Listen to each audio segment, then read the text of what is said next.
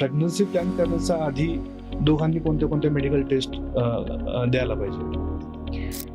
मुलींनी जर बघितलं तर बेसिक मेडिकल टेस्ट म्हणजे हिमोग्लोबिन चेक करणं, vitamin D, vitamin B12, calcium हे चेक करणं. त्याच्या मुलांच्या याच्यात सिमेन अनालिसिस की त्यांची स्पर्मची क्वालिटी आणि क्वांटिटी आणि मोटिलिटी व्यवस्थित आहे की नाही. 3 महिने जे असतं ना, प्रेग्नन्सी खूप छोटी असते, बरं. तर त्याला थोडा जरी लोअर ॲब्डोमेनला थोडा जरी धक्का लागला तरी ब्लिडिंग होण्याचे चान्सेस असतात किंवा ॲबॉर्शन होण्याचे चान्सेस जास्त असतात. साधारण 10 ते 12 किलो ओव्हरऑल 9 महिन्यात प्रेग्नंट बाईचं वजन वाढलं गेलं पाहिजे आधीच्या वजनापेक्षा. सगळ्यात महत्त्वाचा प्रश्न आहे की सगळ्यांना गोरं गुमटं गुबगुबीत बाळ पाहिजे असतं आणि यूट्यूब ओपन केल्यावर दिसतं की नारियल पाणी पिये किंवा मग केसरचं दूध प्यायला घाला रोज. तर याचा काही फरक म्हणजे काही आहे का समजा? केसरच्या दुधाने किंवा नारळ पाण्याच्या इच्छाने नाक बाळाचे केस चांगले होतात ना, बाळ गोड होतं. आणि आता ग्रहणाचा प्रश्न की आपल्या सोसायटीमध्ये किंवा घरांमध्ये असतं की ग्रहण असलं की प्रेग्नेंट बाईने बाहेर जायचं नाही किंवा ग्रहणाचा डायरेक्टली कॉन्टॅक्टमध्ये नाही यायचं, गॅलरीत पण जायचं नाही, आतच बसून राहायचं. या गोष्टींचा इम्पॅक्ट असतो का? आपल्या इकडे असं साधारण शक्यतो सर्वांच्या डोक्यात असतं की प्रेग्नंट बाईने 2 जीवांसाठी म्हणून खायचं असतं. मला एकच फक्त सर्वांना प्रश्न विचारायचा आहे की ग्रहणामध्ये मग 2 जीव कुठे जातात? ज्यांचे मिसकॅरेज जास्त झाले असतील म्हणजे सतत होत असतील तर त्यांनी अजून काय प्रिकॉशन घ्यायला पाहिजे? ज्यांना जर कधी स्पॉन्टेनियस ॲबॉर्शनची म्हणजे स्पॉन्टेनियस मिसकॅरेजची जर कधी हिस्ट्री असेल तर त्यांच्यात आपण ब्लड टेस्ट करतो की काही ब्लडमध्ये तर काही प्रॉब्लेम नाही आहे ना. कधी कधी असं असतं की आईची बॉडीच त्या गर्भाला नाकारत असते.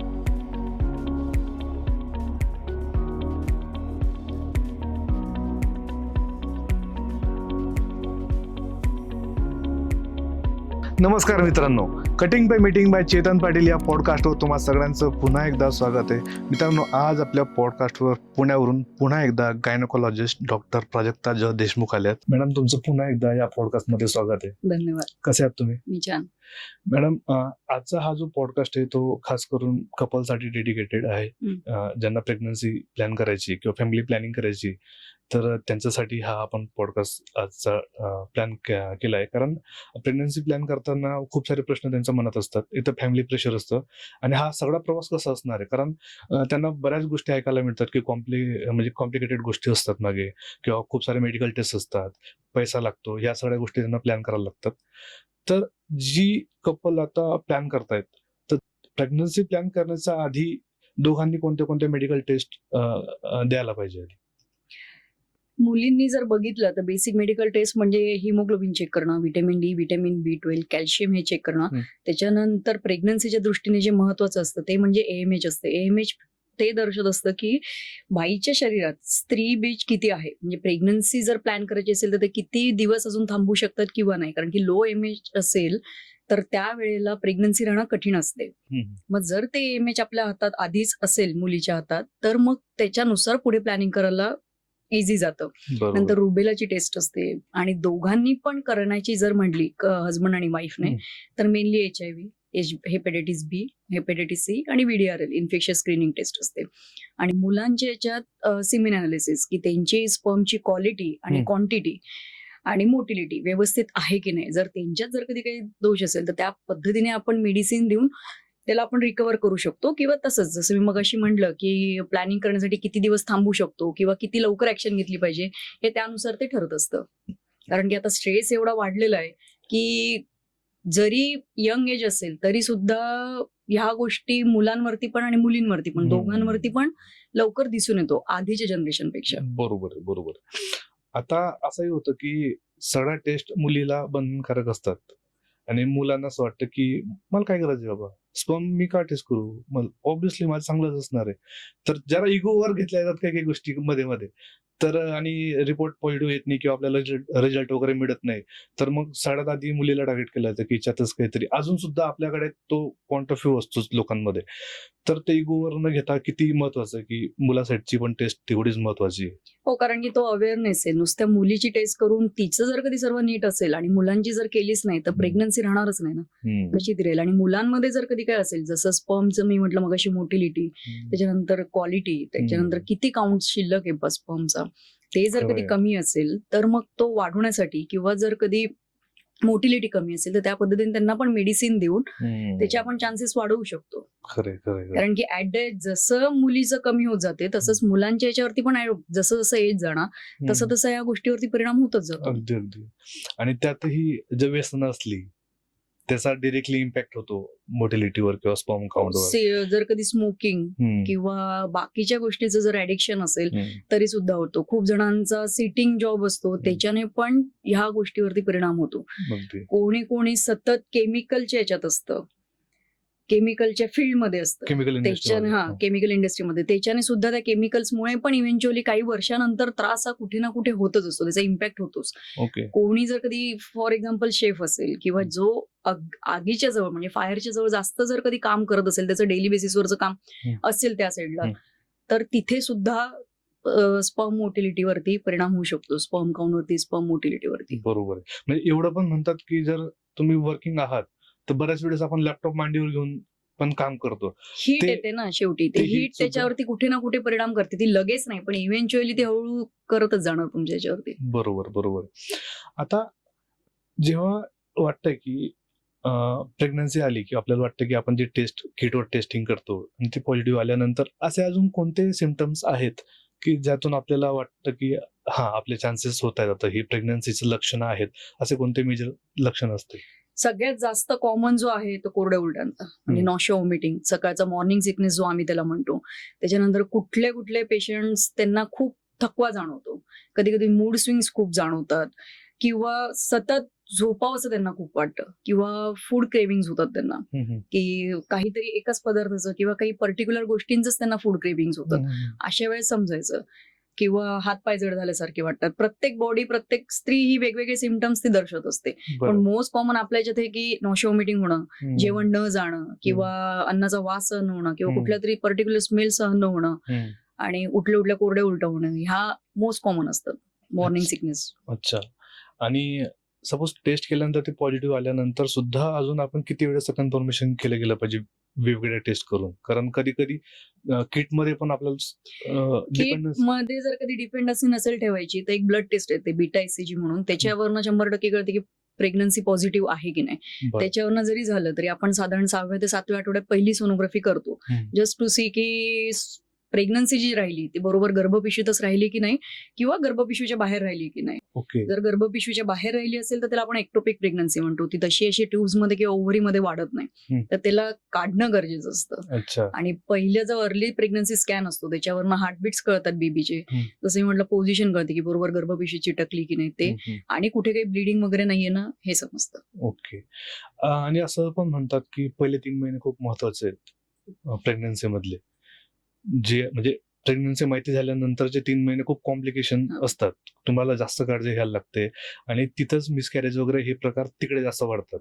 तर हे 3 महिन्यात काय करायला पाहिजे आणि ते का महत्वाचे असतात? नेमकं काय होत असतं? पहिले 3 महिने जे असतं ना, प्रेग्नन्सी खूप छोटी असते. तर त्याला थोडा जरी लोअर ऍब्डोमेनला थोडा जरी धक्का लागला तरी ब्लिडिंग होण्याचे चान्सेस असतात, किंवा अबॉर्शन होण्याचे चान्सेस जास्त असतात. आणि खास करून ज्यांच्या याच्यात आधी अबॉर्शनचे चान्सेस असतात, की स्पॉन्टेनियसली अबॉर्शन झाले म्हणजे स्वतःहूनच गर्भपात झालेला असेल, तर तशा लोकांमध्ये ह्या गोष्टीचे चान्सेस जास्त असतात. पण आता याच्यात काय की वस्तू जड उचलायची नाही. रिलेशन पहिले 3 महिने याच्यासाठीच टाळायला सांगतो, की कुठल्याही गोष्टीने लोअर ऍब्डोमेनवरती प्रेशर नाही यायला पाहिजे, धक्का नाही यायला पाहिजे. त्या याच्यात सेक्स वगैरे अजिबात करायचं नाही. पहिले 3 महिने आम्ही नाही सांगतो, रिलेशन नाही ठेवायला सांगतो आम्ही बेसिकली. बरोबर. त्याच्यानंतर वस्तू नाही जड उचलायची. त्यात पण जरा तुम्ही कोट करून सांगा, जड म्हणजे किती किलो नंतर उचलायचं नाही, कारण की थोडंफार तर ते हालचाल करतातच. थोडंफार ठीक आहे, पण अगदी पाण्याने भरलेली जड बादली, किंवा अगदी तुम्ही 3-4 किलो, 4-5 किलो, 5-6 किलोचं जर कधी वजन उचलतात, अर्धा 1 किलो बंद ओके, अर्धा 1 किलो पर्यंत ते ठीक आहे, तेवढं तर नॉर्मली कोणी उचलतं. जर कधी खाली बसून हे करायचं असलं, डायरेक्टली पोटावरती न वागता आपण नीज मधून बेंड होऊन पण वाकू शकून तसं हे करतो. किंवा प्रेशर, कुठली अशी गोष्ट नाही करायची जेणेकरून प्रेशर येईल, कारण की प्रेग्नन्सी खूप छोटी असते. ती आधीच्या स्कॅनमध्ये जरी नॉर्मल असेल तरी त्याच्यानंतर त्या ब्लड वेसेल्स तुटण्याच्या किंवा ती सुटून येण्याचे चान्सेस असतात. भरपूरदा अशी केसेस बघितलेले की म्हणजे पहिला जो स्कॅन आहे तो व्यवस्थित आहे, सर्व तर गर्भपिशवीला चिटकलेलं आहे, पण काहीतरी ते पेशंट करतात आणि ती खाली सरकून येते. मग एकदा जर कधी ती प्रेग्नन्सी खाली जर सरकली तर तिला वाचवणं आणि तिला परत गर्भात युट्रस मध्ये टाकणं ते शक्य नसतं त्या गर्भाला. मग तेव्हा अबॉर्शनच होणार. बापरे. किंवा पहिल्या याच्यात जर कधी तुम्हाला खूपच जास्त जर पेन झालं, क्रॅम्प लाईक पेन, अगदीच कळ मारून पोटात दुखलं किंवा स्पॉटिंग ब्लिडिंग जर झालं, तर मग त्यावेळेला लक्ष ठेवायचं. अच्छा. ते ब्लिडिंग वाढू नये म्हणून मग मेडिसिन्स देतात, कारण की जेवढं ते ब्लिडिंग वाढणार तेवढं गर्भ नीट नाही वाढणार, तो सुटून येण्याचे जास्त चान्सेस असतात. पहिले 3 महिन्यात बेसिकली बाळ खूप छोटं असतं, ते हळूहळू करूनच वाढतं. बरोबर. आता ह्या सगळ्या प्रोसेसमध्ये जेव्हा आपण टेस्ट वगैरे देतो तर काही पर्टिक्युलर टॅबलेट्स म्हणजे डॉक्टर रिकमेंडच करतात, जसं फॉलिक ऍसिड वगैरे असेल किंवा ह्या तुम्हाला कंटिन्युअसली ते सुरू ठेवायला लागतं, तर त्याचा काय परिणाम होतो किंवा ते का देतात? फॉलिक ऍसिडने बेसिकली फॉलिक ऍसिड हे आईसाठी नसतं, ते बेसिकली बाळासाठीच असतं. त्याच्याने हम्म. बाळाचं ब्रेन आणि स्पाइन डेव्हलपमेंटसाठी असतं तो फॉलिक ऍसिड. आणि आपल्याला रोजच्या न्यूट्रिशन मधून फॉलिक ऍसिड मिळत नसतं, हम्म. म्हणून ती फॉलिक ऍसिडची सप्लिमेंट देणं गरजेचं असतं. ह्या फॉलिक ऍसिडमुळे बऱ्याचदा जे आम्ही त्याला न्यूरल ट्यूब डिफेक्ट म्हणतो, की 3rd महिन्याच्या स्कॅनमध्ये येतात की न्यूरल ट्यूब डिफेक्ट झालंय किंवा मतिमंद बाळ झालंय, ह्या गोष्टी टाळता येऊ शकतात. म्हणून ते कंपल्सरी मिनिमम 3 महिने तरी घेतलं पाहिजे. नवीन याच्यानुसार 7 महिने देतात, पण ऍटलीस्ट 3 महिने तरी ते घेतले पाहिजे, कारण की 3 महिन्यापर्यंत बाळाचा ब्रेन आणि स्पाइन हा डेव्हलप झालेला असतो. बरं. आता एक गव्हर्नमेंटने एक रूल काढलाय की आता मला त्या टेस्टचं नाव माहिती नाही, पण ज्याने जे गर्भ आहे तो मतिमंद गतिमंदचा नाही किंवा सगळे हातपाय वगैरे सगळं प्रॉपर व्यवस्थित आहे का, काही किंवा काही अपंगत्व किंवा काही डिफेक्ट वगैरे आहे का, तर असं आता सरकारी दवाखान्यामध्ये पण ही टेस्ट कंपल्सरी करायला सुरुवात केली, तर त्याकडे तुम्ही कसं बघताय? त्याला डबल मार्कर म्हणतो, ओके. ती 3rd मंथ मध्ये करतात. 3rd मंथचा जो स्कॅन असतो त्याला एनटी स्कॅन म्हणतो आपण, न्यूकल ट्रान्सलुसिक स्कॅन म्हणतो. तर त्याच्याने बाळाचं ब्रेन व्यवस्थित आणि स्पाइन व्यवस्थित डेव्हलप झालाय की नाही, बोन व्यवस्थित आलंय की नाही नाकाचं, ते बघत असतो. म्हणजे बेसिकली बाळ डेव्हलपमेंटल काही डिफेक्ट नाहीये. आणि जी डबल मार्करची टेस्ट असते त्याच्यातून जेनेटिक डिसऑर्डर करतात, म्हणजे बाळ मतिमंद वगैरे आहे की नाही ते करतं. ते जर कधी अर्ली डिटेक्शन झालं तर मग ते बाळ वाढण्याचे चान्सेस कमी असतात. मग अशा वेळेस आपल्याला अबॉर्शनचा निर्णय घेण्याची जर वेळ आली तर तेवढाच त्या पेशंटला कमी त्रास होतो, कारण की जितकं लेट करणार किंवा ही टेस्ट करणार नाही, जेवढी प्रेग्नन्सी वाढणार आणि नंतर जर कधी काही डिटेक्शन झालं त्याचं, तर ब्लिडिंग जास्त होणं किंवा खूप वेळ लागणं डिलिव्हरीला किंवा त्याच्यात कॉम्प्लिकेशन्स होणं, या गोष्टी होतात. मग त्या टाळण्यासाठी म्हणून आपण ती करतो. जर इन केस असं झालं की 3rd मंथ मध्ये काही कारणास्तव ती करता नाही आली, तर मग 5th मंथच्या स्कॅनच्या नंतर ती आपण करत असतो, त्याला क्वाड्रपल मार्कर म्हणतात. आणि 5th मंथचा स्कॅन पण महत्वाचा असतो, कारण की त्याच्यात पूर्ण बाळाचे ऑर्गन डेव्हलप झालेले असतात. एखाद्या याच्यात जर कधी डेव्हलपमेंटल जर कधी अॅनोमली आली, बाळाला ऑर्गन डेव्हलपमेंटची जर अॅनोमली आली, तर मग त्यावेळेला पण अबॉर्शन करण्याचा निर्णय जर घ्यायचा असेल तर तो वेळेत घेऊ शकतो आपण. ओके. म्हणजे 5th मंथ पर्यंत सुद्धा अबॉर्शन जर काही कॉम्प्लिकेशन आले तर ते सेफली आपल्याला करता येतात. ओके. कारण की अॅनोमली स्कॅन मेन तर एनटी स्कॅन आणि अॅनोमली स्कॅन हे तर कंपल्सरी करायचेच करायचे. बरोबर.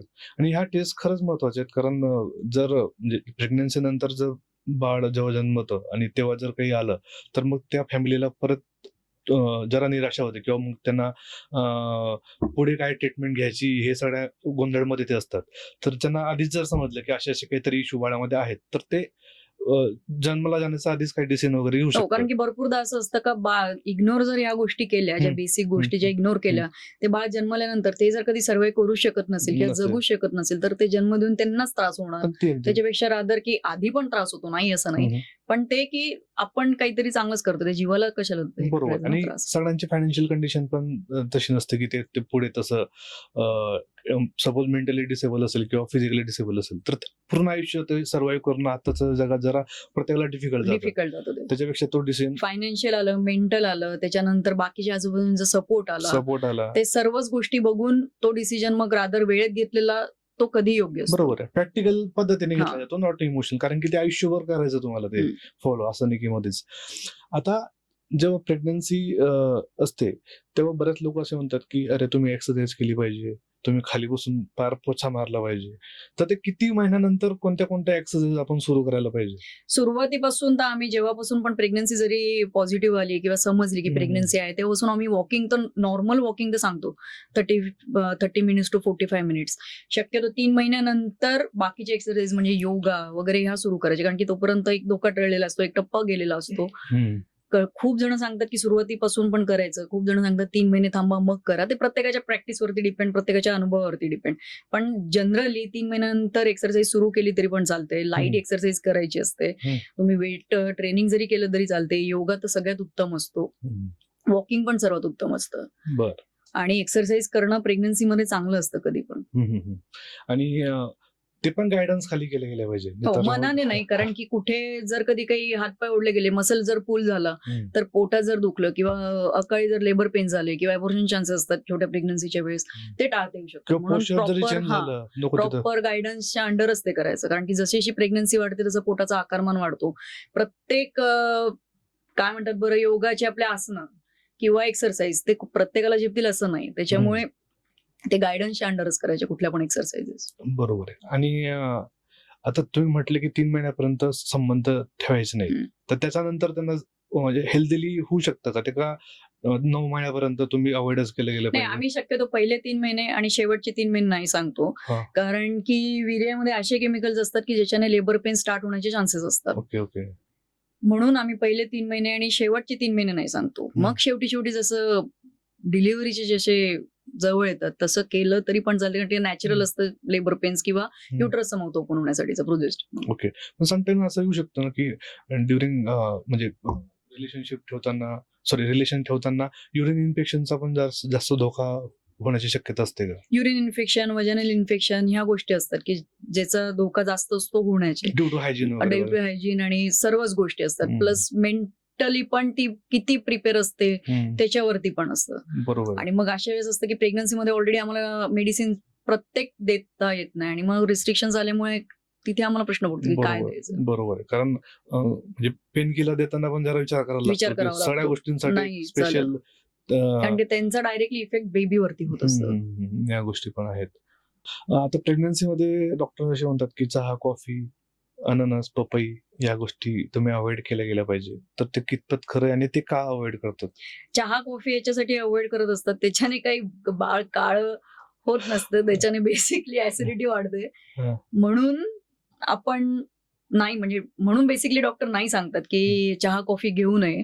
खूप जणांना चहा कॉफी घेण्याची, सकाळी उठल्या चहा कॉफी घेण्याची सवय असते. ऑलरेडी प्रेग्नन्सीचे चेंजेसमुळे, हॉर्मोनल चेंजेसमुळे पेशंटला असंच नॉश व्हॉमिटिंग खूप होत असतो.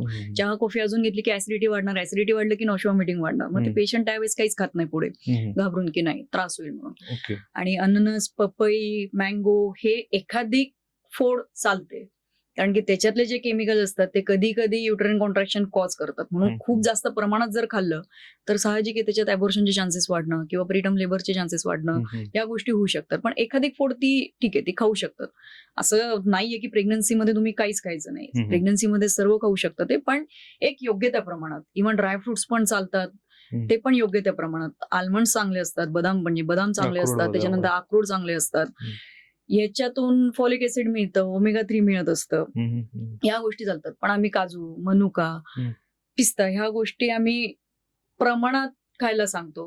बाकीच्या पण गोष्टी प्रमाणातच खायला सांगतो, कारण की काजू किंवा पिस्ता, मनुका जास्त खाल्ल्या तर शुगर शूट होणार, कॅलरीज वाढणार. एक एक्सेस लेवलच्या वर जर कॅलरीज जर जास्त वाढल्या तर आईला त्रास होतो.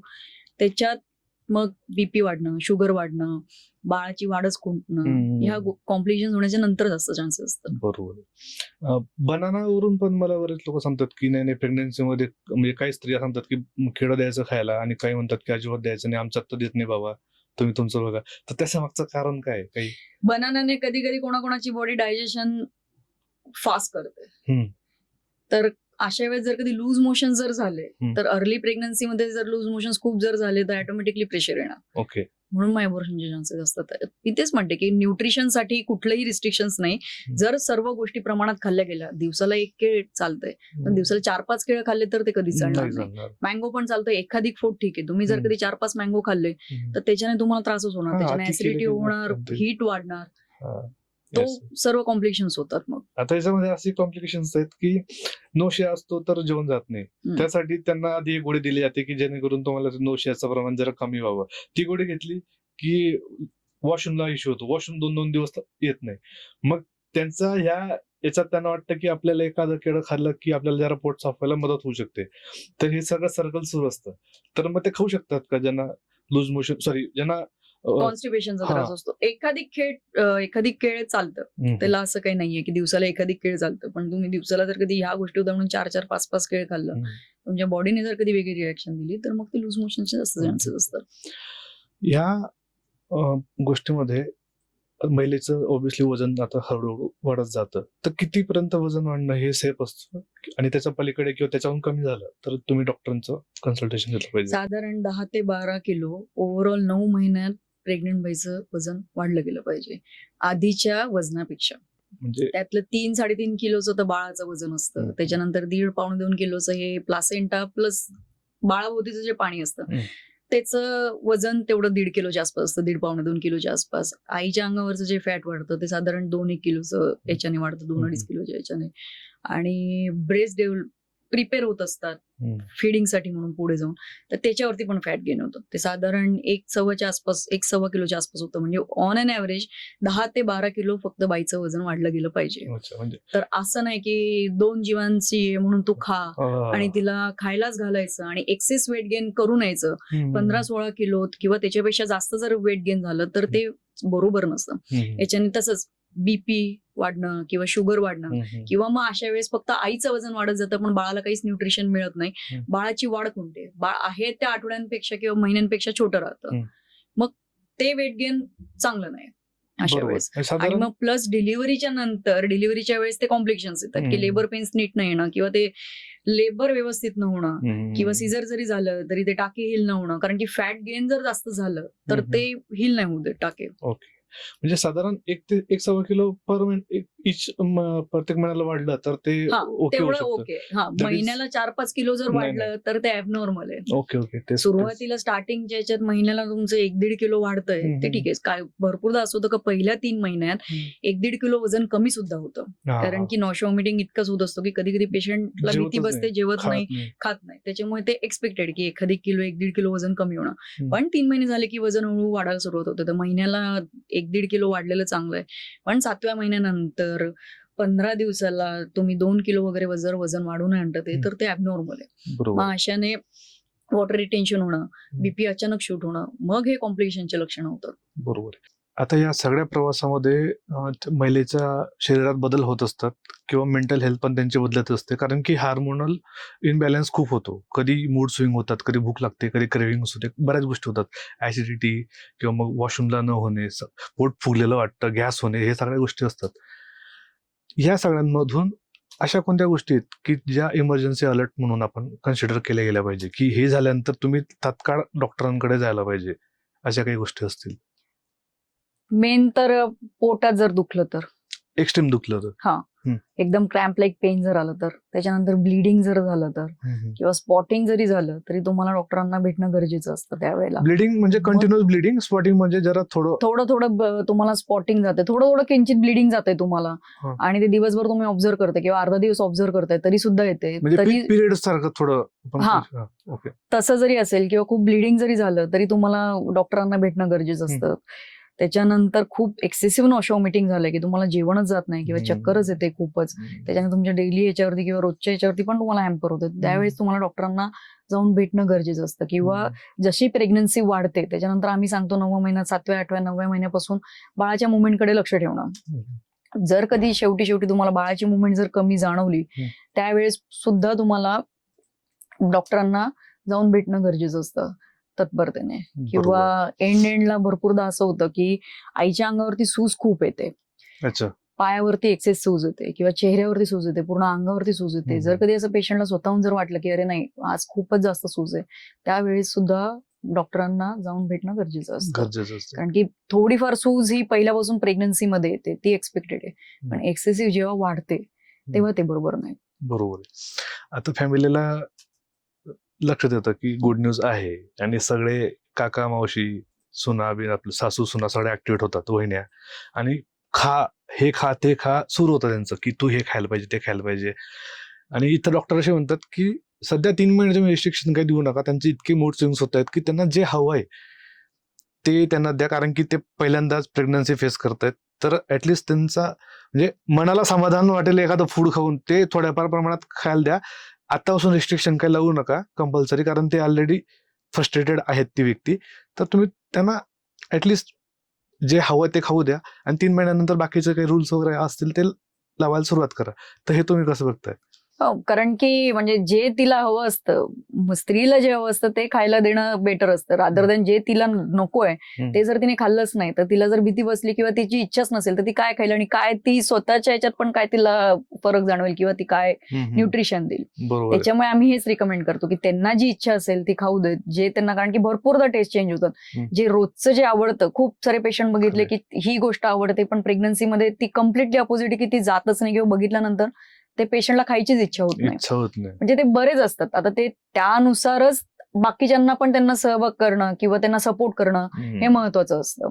त्यात बाहेरचं फूड पण येतच कन्सिडर. नाही, बाहेरचं आम्ही पूर्ण 9 महिने आम्ही बाहेरचं अवॉइडच करायला हा, सांगतो की नको म्हणून बाहेरचं. हम्म. हेच मेन रिझन की ऍसिडिटी प्लस इन्फेक्शनचे चान्सेस, फिवर किंवा लूज मोशन झाले तर मग काय करायचं, किंवा युरिन इन्फेक्शन जर झालं तर काय. तसंच बाहेरच्या ज्याने कार्बोहायड्रेट जर जास्त आलं, शुगर जर जास्त आलं तर नंतर कॉम्प्लिकेशन्स होणार, एक्सेसिव्ह वेट गेन होणं, या गोष्टी असतात. तेच जर कधी बाहेरचं तुम्ही तशाच पद्धतीचं घरात जर बनवून खाल्लं तर ते उत्तम आहे. अगेन फूड पॉयझन वगैरे या गोष्टी हा, असतातच. ते सर्व होतातच. म्हणून बेकरीचे पदार्थ आम्ही शक्यतो अवॉइड करायला सांगतो. शक्यतो म्हणजे अवॉइडच करायला सांगतो. त्याच्यानंतर स्पायसी, ऑइली, शुगर ह्या गोष्टी आम्ही अवॉइड करायला सांगतो. कारण की ह्या असतात की जे शुगर स्पाइक करतात. त्रास होतो, लूज मोशनचा त्रास होतो, डिसेंट्रीचा त्रास होतो, गॅस्ट्रोएंटरायटिसचा त्रास होतो, युरिन इन्फेक्शनचा त्रास होतो. बरं. आणि आता प्रेग्नन्सीमध्ये आपण बघतो की हिमोग्लोबिनचा खूप इश्यू असतो स्त्रियांमध्ये. तर तो का असतो आणि मोस्टली इंडियन वुमेन मध्ये जास्त तो नोटीस करायला दिसतो आपल्याला की प्रेग्नन्सी दरम्यान किंवा ओव्हरऑलच. इव्हन दो माझे एक मित्र होते जे ब्लड बँक मध्ये काम करायचे, ते म्हणते की आम्ही स्त्रियांचं रक्त डायरेक्टली घेत नाही, सॅम्पल घेतो, हिमोग्लोबिन चेक करतो आणि मग पुढे कंटिन्यू करतो. कारण 60, 80, 90% तर ते फेलच होतात हिमोग्लोबिन मध्ये. तर त्यांचं रक्त घेऊन आम्हाला काय म्हणजे काही कामच नाही. आणि मोस्टली प्रेग्नन्सीमध्ये पण हिमोग्लोबिनची कमतरता आपल्याला दिसते. तर ते काय होते आणि ते कसं भरून काढायला पाहिजे? प्रेग्नन्सीमध्ये अशी बॉडीमध्ये चेंजेस खूप होत असतात. मग ते हिमोग्लोबिन मध्ये असो, म्हणजे ब्लड मध्ये असू देत ओव्हरऑल, का कुठल्याही ऑर्गन मध्ये असू देत, ते चेंजेस तर होत असतात. पहिलं हिमोग्लोबिन हे डायलिटेशन झाल्यामुळे किंवा पाण्याचं प्रमाण वाढल्यामुळे हिमोग्लोबिन थोडंफार प्रेग्नन्सीमध्ये कमीच असतं. मग त्यावेळेस आपण सुरुवातीला खजूर खाऊला देऊ शकतो की दिवसाला 2 खजूर चालतात. त्याच्यानंतर असेही 3 महिने झाले की आपण आयर्न कॅल्शियम सुरूच करतो. आयर्न बेसिकली याच्यासाठीच की मुळातच इंडियन वुमन मध्ये हिमोग्लोबिनची कमतरता असते, आयर्न डिफिशियन्सी असते, खूप बायकांमध्ये असते, लहान मुलींमध्ये सुद्धा पण ती असते. तर आयर्न हे घेणं कंपल्सरी असतं बायकांना. इव्हन डिलिव्हरी झाल्यानंतर सुद्धा आम्ही रिकमेंड करतो की पहिले 3 महिने तरी कमीत कमी पहिले 3 महिने आयर्न घेणं हे गरजेचं असतं. आणि त्यात सर्टन लेवलपेक्षा जर आयर्न कमी जर असेल प्रेग्नन्सीमध्ये तर आम्ही इंजेक्शन देतो, आयर्नचे इंजेक्शन्स देतो आणि आयर्न रिच डाएट सांगतो. मग त्यावेळेस गूळ, नंतर बीट, गाजर, शेंगदाणे, गुळ शेंगदाणे हे खाल्लं तरी पण चालतं. पण कधी कधी ते कोणाकोणाला सहन नाही होत, म्हणून की आयर्नची गोळी घेणं कंपल्सरी असते. ओके.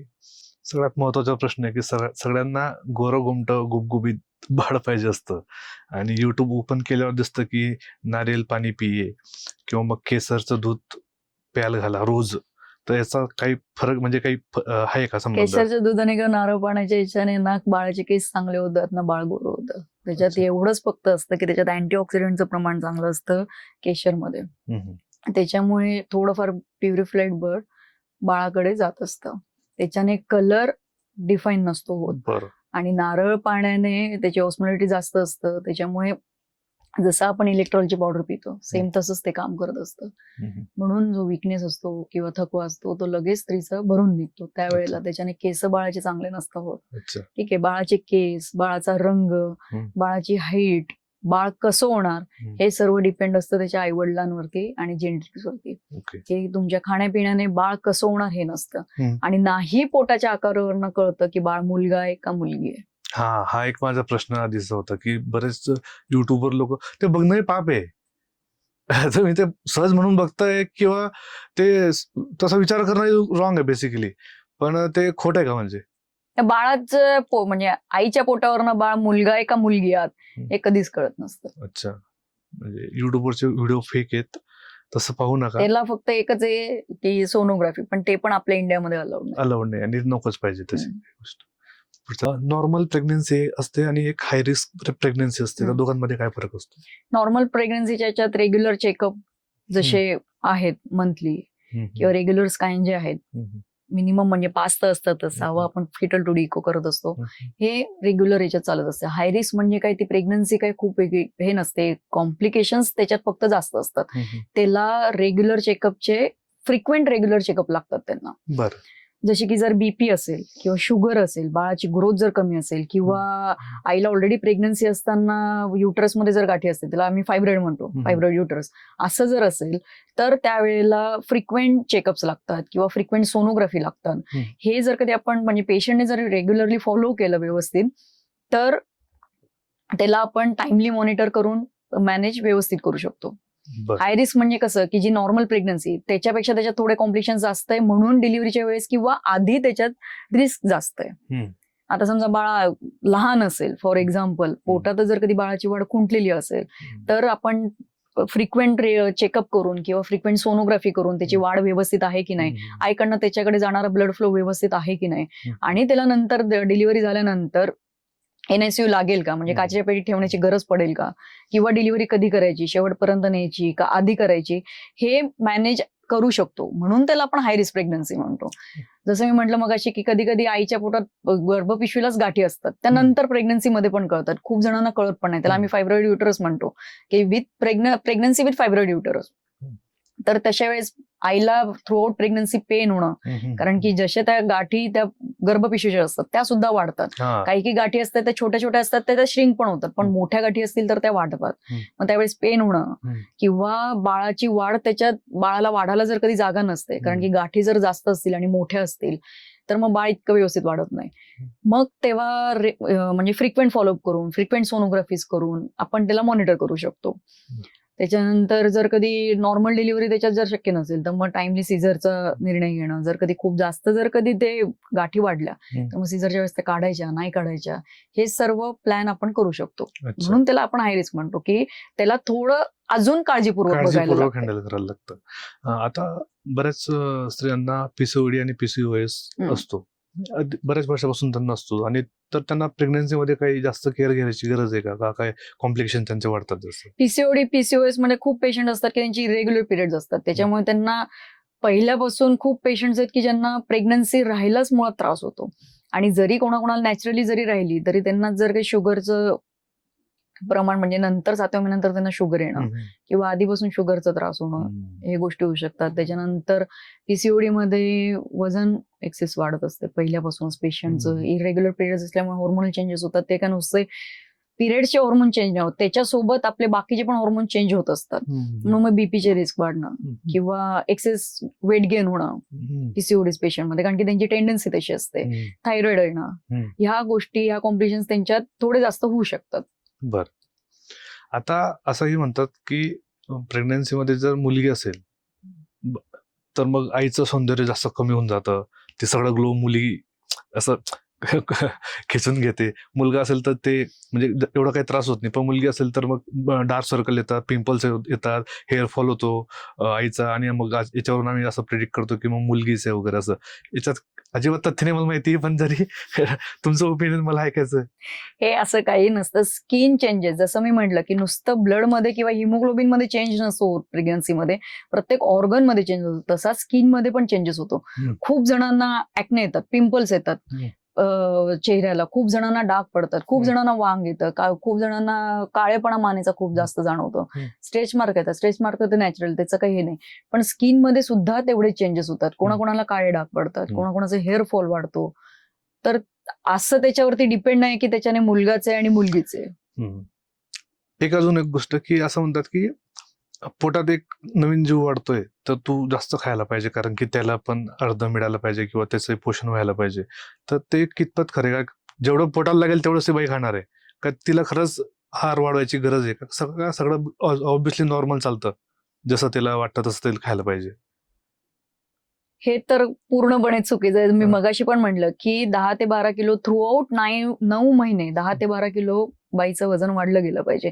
त्याच्यापेक्षा जर तिला जास्त जर वजन वाढलं तर तिला चांगलं होण्यापेक्षा किंवा बाळाचं चांगलं होण्यापेक्षा दोघांना पण हार्मच होणार आहे. त्याच्यामुळे ही गोष्ट पूर्णपणे चुकीची की 2 जीवांचं आहे तर तू जास्त खायला पाहिजे. नाही, कारण की जास्त खाऊन सुद्धा कॉम्प्लिकेशन्स होतात. बरोबर आहे. प्रेग्नन्सी झाल्यानंतर जेव्हा आई फिडिंग करते, दूध भासते, तर ह्या सगळ्या दरम्यान तिने कोणते पदार्थ अवॉइड केले पाहिजे? आम्ही असं काही म्हणजे काही अवॉइड करायचं हे काही सांगत नाही. आम्ही सर्व खायला सांगतो पेशंटला.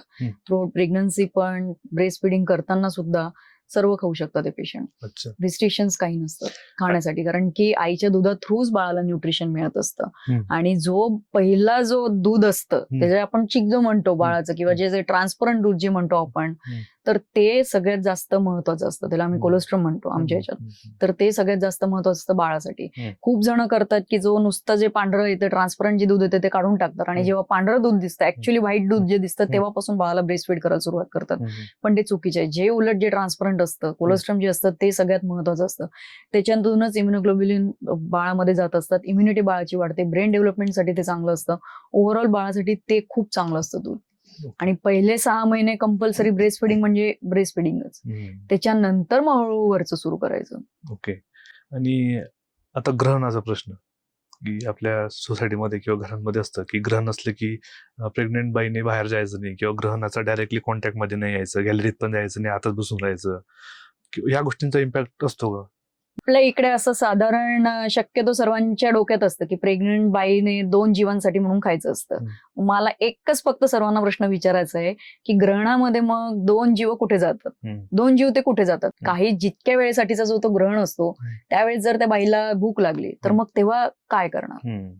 त्याच्यामुळे ग्रहणासाठी पाणी सोडणं, अन्न न खाणं हा सोल्युशन नाहीये. त्याचा ग्रहणाचा आणि प्रेग्नन्सीच्या याचा काही संबंध नसतो. आणि उपाशी ठेवणं हे नाही. एकीकडनं जर तुम्ही म्हणतात की 2 जीवांची खा, मग कितपत जस्टिफाय की ग्रहणात तुम्ही 2 जीवांना उपाशी ठेवतात? हा मलाच प्रश्न आहे सर्वांसाठीच. आणि मग अशा वेळेस असतं की घरातले डॉक्टरांचा सल्ला अवॉइड करून स्वतःच्या याच्या मनाने वागतात, आणि मग त्यावेळेला कॉम्प्लिकेशन झाले की मग त्रास होतो. ठीक आहे, देवाचं करतात, हे करतात, मेडिटेशन करताय, काही इथे बसून राहतात, ते सर्व मान्य आहे, ते चांगलीच गोष्ट आहे, त्याला कोणी आम्ही नाही म्हणत नाही. पण उपाशी ठेवणं, काही कट न करणं, हे न करणं, ते पूर्वीच्या काळी याच्यासाठी का लाईट नसायचे. त्याच्यामुळे तेव्हा ते जे त्यांच्या डोक्यात जे रुजू झाली प्रथा ती तशीच आहे, पण आत्ताला त्या गोष्टींची गरज नाही ना. बरोबर. अजून एक प्रथा आहे की प्रेग्नन्सीच्या म्हणजे ड्युरेशन मध्ये नख नाही काढायचे आणि केस वगैरे कापले गेले नको पाहिजे, तर हे कितपत? नाही, असं काही आम्ही करत नाही. असं आम्ही काही सांगत नाही की नका कापू किंवा केस नका कापू, असं काही सांगत, मेडिकल सायन्स असं काही संबंध नाहीये. म्हणजे तेच म्हणते की पूर्वीच्या काळातले हे ज्या गोष्टी चालत आलेल्या आहेत ते तेवढंच की तिथे तेव्हा लाईट नव्हते, पाण्याचा सोर्स नव्हता, ते कसं दिसणार? तुम्ही जर कधी संध्याकाळी नखं कापले, केस जर कधी कापले तर ते कसं दिसणार? ते कुठे ना कुठे जेवणात येणारच ना. जेवणात आलं तर त्रास होणारच ना. आताला त्या गोष्टींची तसं काहीच गरज नाही. आम्ही फक्त रिकमेंड करतो की हेअर कलर जर करत असाल किंवा काही कॉस्मेटिक्स वापरत असाल तर ते अवॉइड करा, कारण की त्याच्यात केमिकल्स असतात, ते डायरेक्टली बाळावरती आणि तुमच्यावरती हार्म करत असतात. ते आम्ही सांगतो की ते अवॉइड करा. बरं, असं कोणतंच फूड नाही का की जे चुकून खाल्लं गेलं आणि मिसकॅरेजचा धोका वाढला तुमचा? नाही, असं काही नाही. लाईफस्टाईल किती मॅटर करते मॅडम? आपण इथं म्हणतो की आपण बाबा तुम्ही 4-5 किलो पण वजन नको उचलायला पाहिजे, आणि आपण असं बऱ्याच ठिकाणी बघतो की मोलमजूर करणाऱ्या स्त्रिया पार विटा डोक्यावर घेतात आणि त्या प्रेग्नेंट आहेत आणि तरी पण त्यांना 4-4, 5-5, कारण त्यांची मेंटॅलिटी तशी ना. आता तसं जर बघितलं, प्रॅक्टिकली जर उत्तर द्यायचं जर झालं तर त्यांची मेंटॅलिटी तशी ना, त्यांची बॉडी तशी बनलेली, त्यांना काम केल्याशिवाय पर्याय नसतो. त्याच्यामुळे त्यांना उचलणं गरजेचंच आहे. म्हणजे त्यांची लाईफस्टाईल नुसार त्यांची बॉडी तशी बनलेली असते की ते तेवढं वजन त्यांना सहज बेअर होतं, कारण की ते लहानपणापासून तर आतापर्यंत ते तेवढंच. आणि तसं जर बघितलं त्यांचं प्लॅनिंगने काही नाही चालत.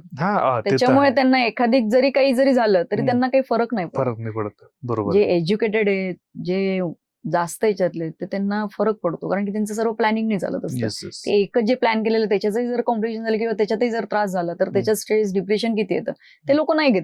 स्ट्रेस, डिप्रेशन नाही घेत, म्हणून तर त्यांना कितीतरी मुलं होतात. त्यांना रोजचं पडलेलं असतं की आज कमाएंगे तो आज खाएंगे. जे वेल एज्युकेटेड आहे, जे चांगल्या जॉबमध्ये आहे, पेमेंट चांगलं आहे, ज्यांचं पेईंग स्केल चांगलं आहे, या लोकांना स्ट्रेस जास्त आहे. त्याच्यामुळे त्यांचं एक राहता पण खूप त्रास होतो. खरं. आणि टेस्ट जर कधी आपण बघितले, मोलमजूर किंवा हे, त्यांना तर कितीतरी असतात. त्यांच्या त्यांच्याच्या स्ट्रेसच नाही ना. बरोबर. त्यांचं रोजचं ते काम आहे, त्याच्याशिवाय त्यांना केल्याशिवाय त्यांना पैसे मिळणार आणि त्यांना ते करणं गरजेचं आहे. झालं. बरोबर.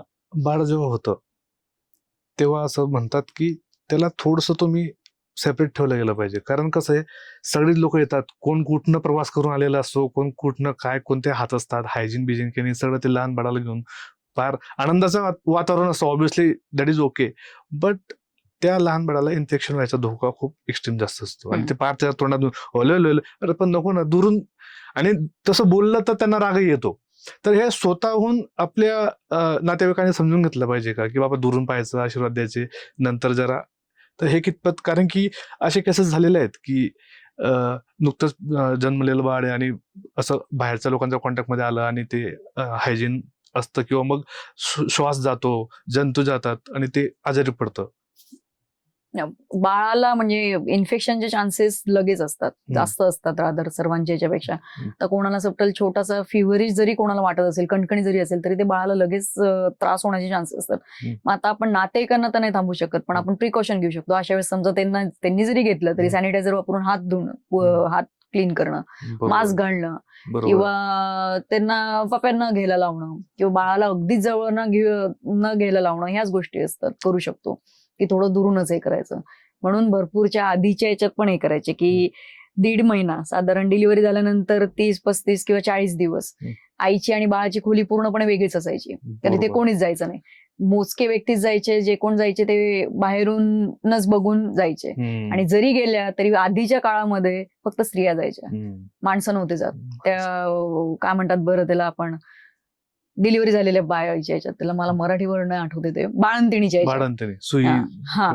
तर मोस्टली बायका जायच्या. काय, कारण की बायका घरातच असायच्या ना आधीच्या याच्यात, माणसं बाहेरून आलेले असायचे, त्याच्यामुळे त्यांना इन्फेक्शन चान्सेस, किंवा छोटं जरी असलं तरी त्याला बाळाला लगेच वैद्यकीय सुविधा इतकं स्ट्रॉंग नव्हत्या, थोडंसं जरी झालं तरी ते दगावण्याची शक्यता वाढून जायची. तर मग आता असं आहे की सर्वच जण जातात. पण मग आपण जर थांबवलं तर उत्तमच आहे, जर नाही थांबवू शकलं तर ह्या प्रिकॉशन घेणं गरजेचं आहे. आता ते खूप महत्वाचा प्रश्न उत्तर दिलं तुम्ही. पप्याने घ्यायचा आता बापरे, ते आजोबा पार तंबाखू सिगरेट काय काय फुगून आले आणि एवढ्या पप्या घेतील त्या लहान बाळाचा, आणि आजी ते टिडा लावतील, आणि ते पण ते त्याच्यात केमिकल आहे का स्किनचं काही होऊ शकतं का बाळाला, किंवा काहीतरी रक्षाभिक्षा आणलेली असते ते आता बसून लावायला सुरुवात करते, ते किती ऑब्व्हियसली त्यांना त्रास होण्याची शक्यता असते. मध देतात, किंवा सोन्याचं बाळ झालं मध देणं, किंवा सोन्याचं ते काय म्हणतात बरं, अंगठीने जिभेवरती ठेवणं, हे सर्व आम्ही नाही सांगतो. कारण की केमिकल्स असतात मधात, कुठली प्युअर गोष्ट आता राहिलेली नाहीये.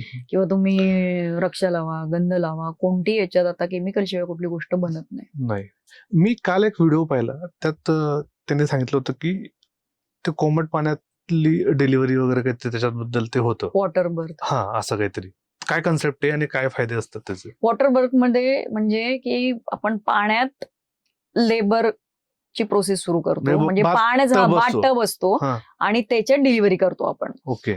तर पाण्याने बेसिकली मसल सुदनिंग होतं, माइंड रिलॅक्स होतं, आणि ब्रिदिंग टेक्निक जर कधी व्यवस्थित असतील पेशंटचे तर ती स्मूथ डिलिव्हरी होते वॉटर बर्थने. आणि त्याच्याने पेन कमी होतं आपल्याला, म्हणजे आणि तेच मसल सुदिंग होतं ना वॉटरने, माइंड रिलॅक्स होतो, त्याच्यामुळे मग तो जाणवताना पण, आणि ऍक्च्युअली मसलचा पेन थोडाफार कमी होतो. ओके. तर ते इंडियामध्ये होतं फॉलो का तसं काही ठिकाणी आहे वॉटर बर्थ, काही ठिकाणी आहे इंडियामध्ये, आणि सेफ आहे ते. अच्छा. तर ही टेक्निक भारताची का बाहेरून आलेली? ही बेसिकली बाहेरून आलेली. भारतात ती एवढी अजून आपल्या नाही करत, काही ठिकाणी करतात आहे. आणि त्याचा फायदा हाच होतो की पेल्विक फ्लोअरचे जे मसल असतात ते रिलॅक्स होत असतात, त्याच्यामुळे बाईला थोडं डिलिव्हरीच्या वेळेस सुदिंग वाटतं, आणि माइंड पण रिलॅक्स होत असते वॉटरमध्ये असल्यामुळे, आणि ही सेफ आहे, खूप सेफ आहे, सेफ डिलिव्हरी. स्टाफही तसा लागतो, त्याच्यानंतर ती जागाही तशी लागते व्यवस्थित, हायजीन मेंटेन करणं गरजेचं असतं, नाहीतर ते पाणी पण व्यवस्थित लागतं, हायजिनिक लागतं ते पाणी. जर ते पाणी जर इन्फेक्टेड असेल तर त्याच्याने डायरेक्टली आईला आणि बाळाला दोघांना पण इन्फेक्शनचे चान्सेस असतात. बरोबर. जर आईच्या छातीत जळजळ जर झालं तर मग बाळाचे केस वगैरे जातात असं पण सांगतात. असं काही नाहीये की हार्ट बर्न झालं किंवा आईच्या छातीत जास्त जळजळ झालं तर बाळाला केस जास्त चांगले असतात, असं काही नसतं. पहिल्यांदा तर मुळात हॉर्मोनल चेंजेसमुळे पहिल्या 3 महिन्यात हार्ट बर्न म्हणजे जळजळ होत असते ऍसिडिटीमुळे, आणि नंतर जर कधी ऍसिडिटी झाली किंवा हार्टबर्न जर झालं, मेडिसिन देऊन सुद्धा जर ती थांबली नाही, तर ते आमच्यासाठी धोक्याची साईन असते, कारण की ही एक लक्षण आहे की हाय बीपी झाल्याचं. ओके. आणि असं नाही बरं का की मी तुम्हाला माहित नसलेल्या गोष्टी सांगतोय, म्हणजे अरे असं पण असतं का, म्हणजे मी गैरसमज दूर करायचा प्रयत्न करतोय, नवीन गैरसमज पसरवत नाही. जसं तुम्ही लास्ट टाइम म्हटलं की बाबा हे आमच्याकडे नाहीये, तर तसंच पाठ नाहीये. नाहीतर पॉडकास्टचा दुसरा अर्थ व्हायचा. 3 महिने प्रेग्नन्सी झाली असं कोणाला सांगायचं नसतं, गुप्त ठेवायचं असतं. तर त्याच्या मागे काय कारण असेल? त्याच्या मागे कारण हेच आमच्या दृष्टीने, मेडिकल दृष्टीने, की अबॉर्शनचे चान्सेस तेव्हा जास्त असतात. त्याच्यामुळे जे घरचे म्हणतात की नाही सांगू, तर त्याला आम्ही थोडाफार खूप नाही, तर ठीक आहे आमच्या ह्याच्याने. की आनंदाचं वातावरण असतं आणि मध्ये जर काही आपल्याला कारण की तसंच प्रॉब्लेम मी मग स्टार्टिंगलाच म्हटलं की प्रेग्नन्सी स्टार्टिंगला खूप छोटी असते, ती कधीही थोडं जरी काही त्याला धक्का लागला सुटण्याचे जास्त चान्सेस असतात. मग तेव्हा मिसकॅरेजचे जास्त चान्सेस असतात. म्हणून मग पहिले 3 महिने शक्यतो कुठे घरचे लोक नाही सांगत. बरोबर. आणि या म्हणजे अनावधानाने या 3 महिन्यात जर काही झालं तर जास्त लोकांपर्यंत न्यूज असते, मग ते परत चर्चा होते आणि परत त्या आईवर आणि डिप्रेशन त्याच्यावरती त्याचा डायरेक्टली परिणाम होतो त्या बाईवरती. तिला असं वाटायला लागतं की अरे माझीच काही चूक आहे का, मीच काही केलं का. आणि समजून घेणारे समजून घेतात, न समजून घेणारे ब्लेम करतात डायरेक्टली बाईवरती. मग ते पुढच्या प्रेग्नन्सीमध्ये डायरेक्टली तिच्यावरती हार्म होतो. बरोबर आहे. आता ह्या प्रेग्नन्सीच्या ड्युरेशन मध्ये लोक नॅचरली ट्राय करतात, ते नाही झालं तर मग सगळे मेडिकल टेस्ट वगैरे ते देण्याचा प्रयत्न करतात की काही डेफिशियन्सी असेल माणसामध्ये किंवा स्त्रियांमध्ये, स्पर्म काउंट असेल किंवा मग बाकीचं न्यूट्रिशन डेफिशियन्सी जे काही असेल ते प्लॅटफॉर्म रेडी केल्यानंतर दे आर चान्सेस वाढतात त्यांचे प्रेग्नन्सीचे. त्याच्यानंतर मग IUI किंवा IVF वगैरे जातात. तर ह्या सगळ्या गोष्टींमध्ये खूप पेशन्स ठेवायला लागतात, कारण की प्रत्येक महिन्याला त्यांना होप्स असतात की आता हे ट्रीटमेंट सुरू झाली आणि ते होत नाही, आणि ते मग परत निराशा होते. जरी ते एकमेकांना दाखवत नसेल पण ते दोघं कुठं ना कुठं एक होप्स असतात आणि परत निराशा होते. तर मेंटली त्यांनी किती प्रिपेअर व्हायला पाहिजे, कारण की असं पण आहे की काही लोकांना 10 वर्ष लागू शकतात, सांगता येत नाही. ते काही किती मेडिकल सायन्स पुढे असलं तरी जे आहे ते आहे आता काही ठिकाणी. तर तुम्ही काय सांगाल, किती मेंटली तुम्ही प्रिपेअर पाहिजे? तेच म्हटलं की स्ट्रेस हा खूप जास्त मेन फॅक्टर आहे आत्ताच्या ह्याच्यात. इन्फर्टिलिटी कॉज करणं किंवा प्रेग्नन्सी डिले होणं किंवा न राहणं. कारण की राहायला पाहिजे या ह्याच्याने आपण जातो, नाही राहिली तर दोघं पण स्ट्रेस घेऊन लगेच डिप्रेशनमध्ये जातात. किंवा एकदा नाही राहिली, दोनदा नाही राहिली, तीनदा नाही राहिली, तर तसं न करता म्हणजे फक्त करायचंय आणि राहायचंय, म्हणजे राहण्यासाठी म्हणून करायचंय. जेव्हा ह्या मेंटॅलिटीने ते रिलेशन येतात तेव्हा ती कधीच राहत नाही. असा आतापर्यंतचा आमचा अनुभव आहे. आपण जे तुम्ही नॅचरली करतात सोडून देतात तेव्हा ते जास्त राहते चांगली. म्हणजे स्ट्रेस घेऊन कुठली गोष्ट करणं ती निगेटिव्हच तुम्हाला परिणाम देणार. ज्यांचे मिसकॅरेज जास्त झाले असतील, म्हणजे सतत होत असतील, तर त्यांनी अजून काय प्रिकॉशन घ्यायला पाहिजे? ज्यांना जर कधी स्पॉन्टेनियस अबॉर्शनचे म्हणजे स्पॉन्टेनियस मिसकॅरेजचे जर कधी हिस्ट्री असेल तर त्यांच्यात आपण ब्लड टेस्ट करतो की काही ब्लड मध्ये तर काही प्रॉब्लेम नाहीये ना. कधी कधी असं असतं की आईची बॉडीज त्या गर्भाला नाकारत असते. ज्यांच्यात रिकरंट मिसकॅरेज किंवा अबॉर्शनची जर हिस्ट्री असेल तर त्यांना आपण पहिल्यांदा बेसिकली इन्व्हेस्टिगेशन करतो की ब्लड मध्ये काही प्रॉब्लेम नाहीये ना. की भरपूरदा असं होतं की ब्लड मध्ये क्लॉट बनायला सुरुवात होतं की जेव्हा नवीन गर्भ येतो किंवा गर्भच आईची बॉडी रिजेक्ट करत असतं. मग अशा वेळेस ब्लड टेस्ट करून त्याचं निदान करणं, त्याच्यात जर कधी काही फॉल्ट आला तर पहिल्यांदा ते करेक्ट करणं. आणि काही वेळेला अननोन कॉज पण असतात. मग जर कधी व्यवस्थित प्रेग्नन्सी जर राहिली असेल तर मग आपल्याला त्यावेळेस आपण ब्लड थिनर पहिल्यापासून सुरू करतो की जेणेकरून आईकडून बाळाकडचा जो ब्लड फ्लो आहे पहिल्यापासूनचा तो व्यवस्थित व्हायला पाहिजे. अजून काही कारण? अजून काही करणं म्हणजे कधी कधी कोणाकोणाचे 4थ्या 5व्या महिन्यात पण स्पॉन्टेनियस अबॉर्शन होतं की 4थ्या 5व्या महिन्यापर्यंत बाळ चांगलं वाढलेलं आहे, पण खूपदा तुम्ही ऐकलं असेल की अरे गर्भपिशवीचं तोंडच अचानक उघडलं, पेन नाही होते काय नाही होते पण गर्भपिशवीचं तोंडच अचानक उघडलं, तर 5व्या महिन्यात अचानक तिची डिलिव्हरी झाली. तर मग अशा वेळेस काय करायचं? मग अशा वेळेस नेक्स्ट टाइम जेव्हा प्रेग्नन्सी राहते तेव्हा 3 महिने झाल्यानंतर पहिल्यांदाच गर्भपिशवीच्या तोंडाला टाका टाकून देणं. त्याला आपण प्रोफिलॅक्टिक सर्व्हायकल इन्सर्कलेज म्हणतो की प्रोफिलॅक्टिकली आपण ते करतोय. मग तेव्हा चान्सेस असतात की आपण त्या बाळाला वाचवू शकतो किंवा ते आधीच जी केस झालेली किंवा जी हिस्ट्री ती परत होणार नाही. अशा याच्यात आईचा काही दोष नसतो, ते मसलच असे असतात की ते वीक असतात. ते बाळाला होल्ड नाही करू शकत, कारण की बाळ वाढणार तर गर्भपिशवीचा आकारही वाढतो, मसलही स्ट्रेच होतात. तर मसल जर वीक असतील आईच्या याच्यातले तर ते बाळाला होल्ड नाही करू शकत. म्हणून खूपदा खूप जणांमध्ये सुरुवातीपर्यंत चांगलं असतं, 4-5व्या महिन्यात अचानक पेन नाही येता, काही न होता, सायलेंटली युटरसचं मग ओपन व्हायला सुरू होतं आणि अचानक अबॉर्शन होतं. अशा पण गोष्टी होतात. मग त्यावेळेला नेक्स्ट प्रेग्नन्सीमध्ये आधीच 3 महिने झाले की गर्भपिशवीच्या तोंडाला टाका टाकायचा. येस.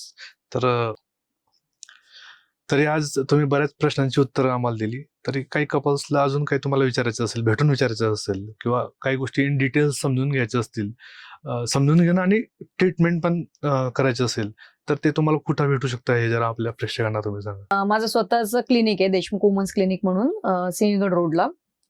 आणि मी क्लाउड9 हॉस्पिटलला असते, सेनापती बापट रोड ब्रांचला, संडेला. येस. तर तुम्ही मॅडमला जाऊन भेटू शकतात. आपलं नाव सांगितलं तरी चालेल. मी खाली नंबर सुद्धा मेन्शन करून ठेवतो. इन केस तुम्हाला एक ओपिनियन पाहिजे असेल तर डेफिनेटली तुम्ही मॅमची गायडन्स वगैरे घेऊ शकतात. So thank you so much. तुम्ही इथं Thank you. आलात आणि खूप गोष्टी होत्या की आपण समाजातून ऐकतो, मोठ्यांकडनं ऐकतो.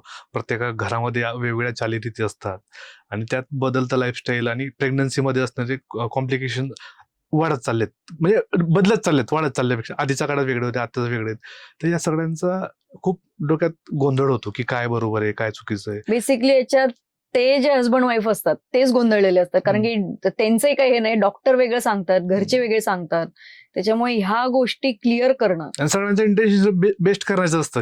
म्हणजे घरच्यांचंही चुकत नाही, त्यांना ते त्यांच्या अनुभवावरनं चालत असतात की नाही अरे आपल्या पुढच्या पिढीला त्रास नाही होईल, आपल्या मुलाला किंवा सुनेला किंवा मुलीला किंवा जावयाला त्रास नाही होईल, म्हणून ते त्यांच्या अनुभवाने सांगत असतात. डॉक्टर्स आम्ही आमच्या नॉलेजने, आमच्या अनुभवाने सांगत असतो. तर तो ताळमेळ घालणं हे कुठेतरी तर गरजेचं आहे. म्हणून या गोष्टी ज्या गैरसमज आहे हे दूर होणं आणि दूर करणं हे खूप महत्वाचं आहे. Yes yes absolutely. तुम्हाला इथं येऊन कसं वाटतं? एकदम छान वाटतं. येस. मग आम्हालाही सध्या म्हणजे तुमच्यासोबत गप्पा करायला खूप मजा वाटते, कारण हे मेडिकल सायन्स जे आहे ना खूप कॉम्प्लिकेटेड सब्जेक्ट आहे, पण तुम्ही एकदम सोप्या भाषेत ते समजून सांगतात आणि थोडंफार आता आमच्या नॉलेजमध्ये पण भर पडत चालली.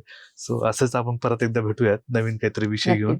आणि इन केस जर कमेंट बॉक्समध्ये काही समस्या लोकांकडनं आल्यात तर त्या सगळ्या समस्या आपण परत एका पॉडकास्टमध्ये कव्हर करण्याचा प्रयत्न करू, त्यांच्या प्रश्नांची काही उत्तर आपण देण्याचा प्रयत्न करू. तोपर्यंत आय होप तुम्हाला हा एपिसोड आवडला असेल. तुमच्या घरात जे कोणी प्रेग्नन्सी प्लॅन करत असतील तर त्यांच्यापर्यंत हा व्हिडिओ नक्की शेअर करा, त्यांना मदत होईल. तुम्ही ह्या ऐका, तुमच्याही नॉलेजमध्ये भर पडेल. आणि असेच एपिसोड पाहण्यासाठी चॅनलला लाईक, शेअर, सबस्क्राईब करायचं विसरू नका. Thank you so much for watching this video. Thank you so much madam.